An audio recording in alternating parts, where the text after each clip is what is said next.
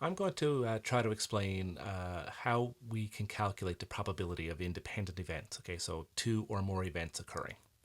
So recall that probability here is your number of favorable outcomes. So it's your favorable outcomes divided by your number of total outcomes. Okay, so that's probability, right?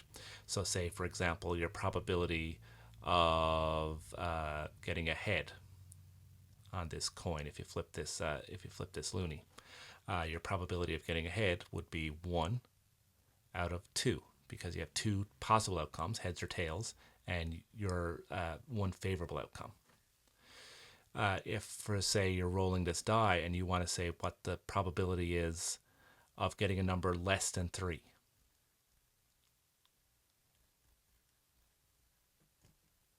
well, you only have two favorable outcomes that are less than 3, and you have 6 total outcomes. So your probability is 2/6 or 1/3. Now, these probabilities here can also be written as decimals or percents, okay? And I'm going to leave that to you for now. Now, what we're concerned about here is the probability of independent events. So, what would be the probability of rolling ahead and, or tossing ahead, excuse me, and rolling a number less than 3? So, both of those events occurring. So, you might have used a tree diagram to do something like this before. So say you'd look at your coin first of all. I could toss a head or I could toss a tail.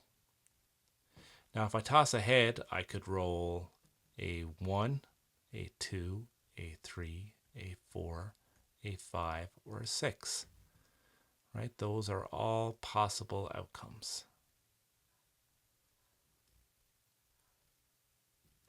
And same thing for tails. I can roll a 1, 2, 3, 4, 5, or 6 on that die. So again, I'll just draw the branches in there for my tree diagram. So I could make an outcome table from this too, H1, H2, H3. But I can see here, even from the tree diagram, I have my two favorable outcomes there. And I have 12 outcomes in total. So my probability of tossing a head or rolling a number less than 3 would be 2 out of 12, or 1/6. Now, there's an easier way of doing this. We have a formula that we can use to do this. So the probability of tossing a head or rolling a number less than 3,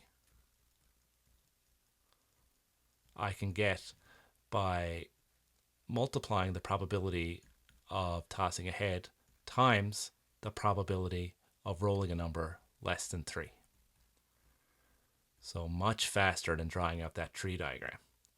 The probability of getting ahead was 1/2, and the probability of rolling a number less than 3 was 1/3. 1/2 times 1/3.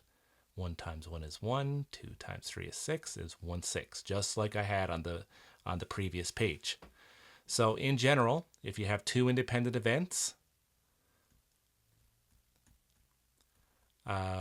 where one event doesn't impact the other, and you want to get the probability of both of them occurring, you just multiply the two individual probabilities together, and you'll find your answer from there.